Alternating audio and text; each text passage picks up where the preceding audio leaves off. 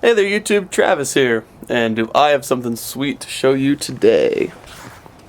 So if you've seen the video thumbnail, you probably have a good idea what I'm about to show you, but let me preface this by saying, those of you who like to follow my videos, you remember that 1978 JCPenney Pinto I got a while ago. I got it to run. It ran not super well. It definitely needed a bottom end rebuild, and kind of just sat around for a while. I didn't quite know what to do with it. It was just another Pookie 50 bike, and certainly had a lot more fun things to play with in the meantime. But I got to thinking, and I really always wanted a Mini-Magnum. And I searched around for months. There was nothing in my area. I'd have to drive 400 or 500 miles to get one, and the price of gas and all this other stuff, it just wasn't adding up. So I decided to make my own. Alright, this is my Mini-Magnum project. I'm about halfway through it. I thought this would be a pretty good opportunity to make a video about it. You guys all got a chance to see where it started with that JCPenney Pinto. And let me give you guys a little bit of an overview of what's been going on with this guy, and kind of some things I've learned along the way. So up until a couple weeks ago, I really had no idea what I was doing when it came to any of this, and I'm still in many ways learning a lot. The idea was to build a bike that would be able to compete in the pinball run this summer, which would be Pinball Run 3, which was, I believe, Seattle to San Diego, over the course of 9 or 10 days. So the idea is the bike's got to look good and it's got to run good. So as you notice, it's powder coated. I'll get to that in a little bit. I got to enjoy Chad Burke's Build and Gather again this year. I was very grateful for all the help I got there. But let's go ahead and start with a quick overview here. The tank and the seat are just mocked up for now. That I know it doesn't look very good or uniform right there, but let me start off by saying that I got the seat from Rob Burrito, helping him move his warehouse probably about 2 months back, and grateful to get my hands on one of these. This was actually a UPS Magnum seat originally. I've done a quick rattle can job for now for the trunk, and the seat will be getting reupholstered as well. The tank, it has one dent right there. I know I haven't quite worked that out yet, or I probably really won't care. Tank is nice and minty on the inside, and this came from Rogue Builds, who I got to meet in person at the Gettysburg Rally this year, which was excellent. I was very grateful for that hookup there. So I had my tank and my seat, and it was just a matter of putting this frame together. So actually I came to learn that the Sears Free Spirit is actually a true Magnum sized frame, and the Pinto frame right here, well, when we put it together, it's going to be a Mini-Magnum. I don't know if you can tell, but this thing is pretty short. Anyway, let me show you what's underneath.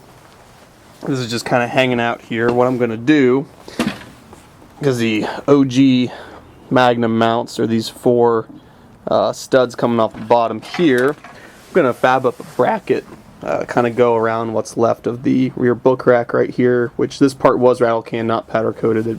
It's going to be hidden the entire time. I had to cut it right here because if we let it go any further, it would interfere with the trunk right there, which I would really like to keep because I find it quite handy. The shocks have also been rattle canned. I'll probably maybe be replacing those with some straight chrome ones. But anyway, here, further disassembly. So as you can see, there's a crossbar welded on here.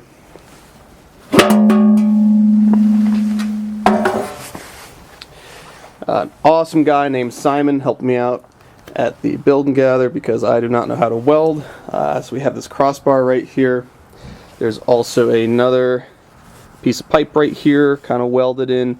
The tank rests on that, kind of. And let's see, chopped the original seat post to allow kind of like a bit of a flush area for the Magnum seat. Again, this is my very first powder coat job, my very first, kind of doing anything like this. So it's not going to be ideal, and I'll be the first to admit that. It's not going to be a perfect build. I was looking at some pictures that Chad Burke had on his phone that he was showing me, and he did one of these where he, kind of cut this entire section, ran a pipe all the way through for a proper seat mount, and then welded it all back together, and we just didn't really have the time or the ability for that. So this is going to be okay. Like I said, I'll get a good sturdy bracket for that and some padding for the tank right there, and I'll make it look all flush and nice. what next? I didn't touch the snowflakes. This thing's going to be ridden on a kitted bike for long distances. Snowflakes are going to go. They'll be replaced with a nice set of Puch wide spokes as soon as I get my hands on a set.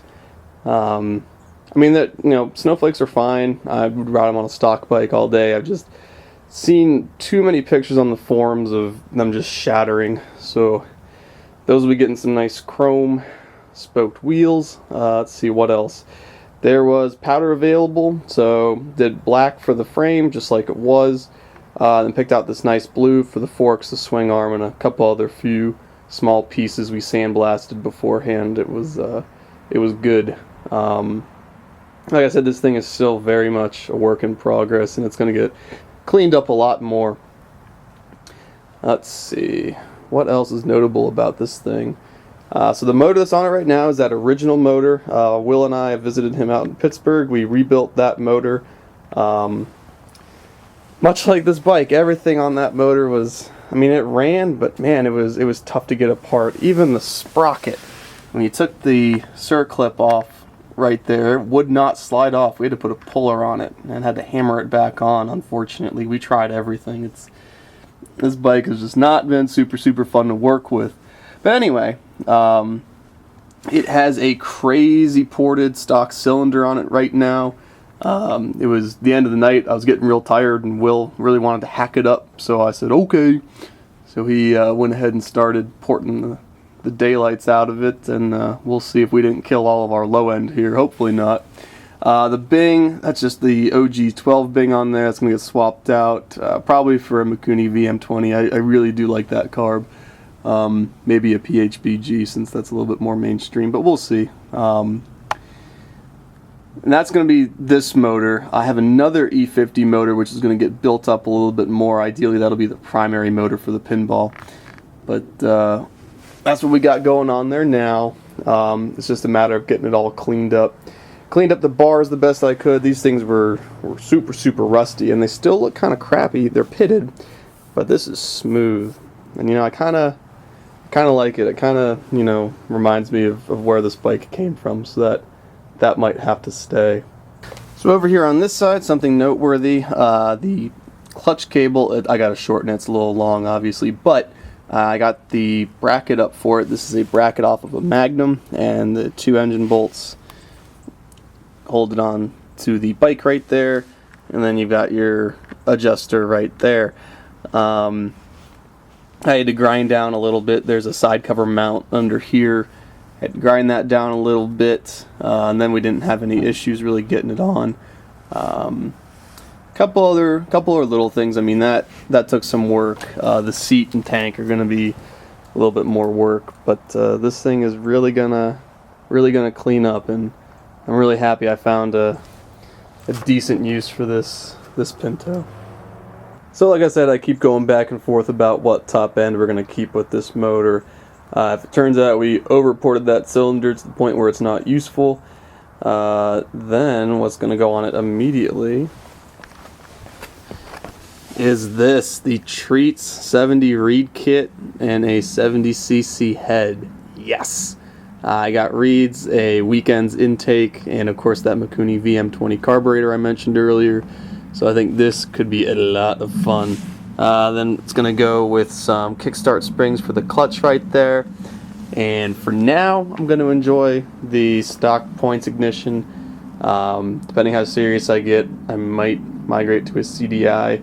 But that stator plate is actually in very good shape, and the points have a ton of contact material on them, and they spark real good. So we're going to leave it for now and see what happens. But I'm really stoked.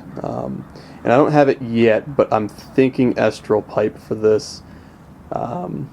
Once I kind of get my funds together to get one of those ordered. So again, this thing is a super long way to go, but kind of wanted to update you guys on its progress and remind you that I am still alive. I'm still out here. I'm still having a lot of fun. It's just easy to get caught up in it all, you know. So alright, YouTube, well, I hope you enjoyed this little update. Hopefully next time you see this thing, it'll be running and ripping, and I'll take you guys for a ride.